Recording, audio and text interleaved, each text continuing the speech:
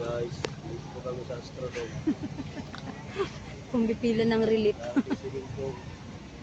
Ayan yan. Box office ang pila dito sa Tacloban. Papuntang San Juanico. May magsusundo sa amin na L3 daw. So, ang haba ng pila. So, ganyan ang nangyayari dito sa Tacloban. Pero pag ba na sinakyan niya, hindi na kayo pipila dito. So, ganyan ang haba.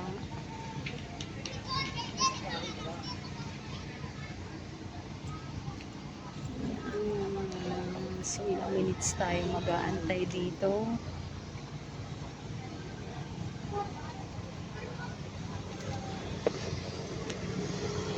Guys, dito na nga yung van tsaka L3. Marami daw yung ganyan. Ng pila. First time ko, guys. First time kong pila. Ito pala ang Tacloban. Say hi, Jen. So, para sa'yo, pinuntahan ka namin, guys. Steady lang, steady.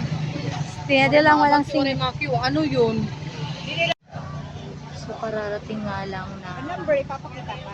Hindi, doon yan sa, sa Basian doon. Pagkarating lang, no? Naginawa din sila. Nung L3 na. Di ba pwede maganda magbunot siya? Sige, mas kabadasan. Libreng saka dito sa Tacloban. Hi guys, kaya ko pa guys. Don't Kaya you niya pa, worry. guys. Para sa, pagsasamahan. Para sa friendship. Kahit napakahirap tumawid ng San Juanico. Kayang-kaya. Laban lang. Laban lang para kay Jen. So, napakahirap talaga sumakay dito.